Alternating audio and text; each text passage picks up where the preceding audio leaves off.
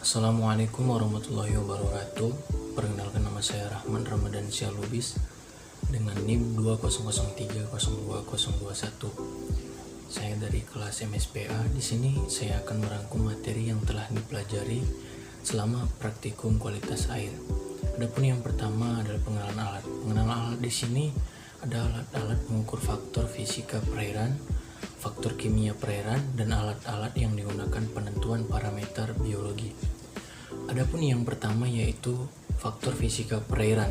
Yang pertama ada kecerahan. Alat untuk mengukur kecerahan menggunakan alat yang disebut keping Celsius. Yang kedua, suhu. Alat yang digunakan adalah termometer. Dan yang ketiga, padatan terlarut total atau TDS. Yang kedua ada alat pengukur faktor kimia perairan. Yang pertama ada oksigen terlarut atau DO. Alat yang digunakan DO-meter. Yang kedua pH atau potential of hydrogen. Alat yang digunakan pH meter.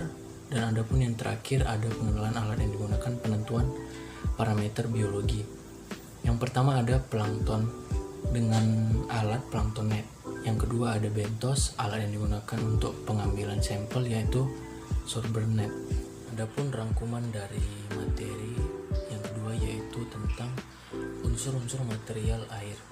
Unsur material di perairan seperti dissolved oksigen atau DO merupakan oksigen terlarut dalam air. Yang kedua ada karbon dioksida atau CO2. Kualitas air yang menunjukkan kadar CO2 yang baik yaitu kurang dari 5 mg per liter. Yang ketiga ada pH dan alkalinitas, merupakan derajat keasaman atau kebasaan yang dimiliki oleh suatu perairan. Yang keempat ada kecerahan dan kekeruhan. Yang kelima ada biological oxygen demand atau BOD, merupakan kebutuhan oksigen biologis untuk mengukur proses-proses biologisnya. Yang keenam ada chemical oxygen demand atau CO2, merupakan jumlah oksigen yang dibutuhkan dalam proses oksidasi kimia.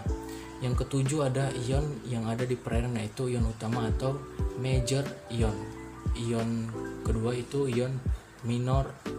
Yang ketiga ada ion renic. Ion utama atau major di perairan merupakan ion terlarut yang berjumlah banyak di perairan seperti kalsium atau Ca, magnesium atau Mg, nitrogen atau N. Yang kedua ada ion minor. Ion di perairan merupakan ion yang berjumlah sedikit seperti silika atau Si, mangan atau Mn. Yang terakhir ada ion renic atau trace di perairan. Adapun yang terdapat di perairan dalam jumlah yang sangat sedikit seperti aluminium. Materi selanjutnya yaitu tentang analisis sifat kimia air seperti derajat keasaman, oksigen terlarut, karbon dioksida atau CO2, dan alkalinitas. Selanjutnya tentang kecerahan dan kekeruhan. Apa sih itu kecerahan? Kecerahan adalah ukuran transparansi perairan yang diamati secara visual dengan menggunakan Celsius. Adapun kecerahan suatu perairan menentukan sejauh mana cahaya matahari dapat menembus suatu perairan dan sampai kedalaman berapa proses fotosintesis dapat berlangsung sempurna. Keterangan yang mendukung adalah apabila piringan Celsius mencapai 20-40 cm dari permukaan. Adapun mengukur kecerahan yaitu D sama dengan K1 tambah K2 per 2. Apa sih itu kekeruhan? Kekeruhan menggambarkan sifat optik air yang ditentukan berdasarkan banyaknya cahaya yang diserap dan dipantulkan oleh bahan-bahan yang terdapat dalam air. Alat untuk mengukur kekeruhan adalah turbidimeter. Selanjutnya ada pencemaran air terhadap budidaya ikan. Yang perlu kita ketahui apa sih itu pencemaran air? Pencemaran air yaitu masuk atau dimasukkannya makhluk hidup, zat energi atau komponen lain ke dalam air oleh kegiatan manusia sehingga kualitas air menurun sampai ke tingkat tertentu yang menyebabkan tidak lagi berfungsi sesuai dengan peruntukannya. Pencemaran air diakibatkan oleh masuknya bahan pencemar seperti berupa gas, bahan-bahan terlarut, dan partikulat. Bagaimanakah pencemaran air terhadap budidaya ikan? Pencemaran air terhadap budidaya ikan akan mengganggu ekosistem yang ada di dalamnya. Untuk menganalisis pencemaran air, yang pertama ada indeks storage, kedua indeks pencemaran, ketiga ada kurva ABC, keempat indeks saprowick. Selanjutnya pengaruh pakan terhadap kualitas air. Pakan ikan adalah salah satu faktor yang berpengaruh terhadap pertumbuhan ikan budidaya adalah pakan yang berkualitas. Pemberian jumlah pakan dibedakan menjadi 3 kelompok, yaitu pertama pemberian pakan secara berlebihan, kedua pemberian pakan sekenyangnya, ketiga pemberian pakan yang dibatasi.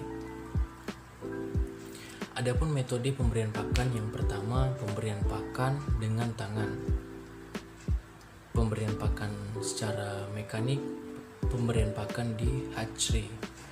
Parameter kualitas air yang dipengaruhi oleh pakan adalah amoniak dan fosfat. Yang terakhir ada pemanfaatan air terbuang terhadap budidaya ikan atau pembuatan filter air sederhana.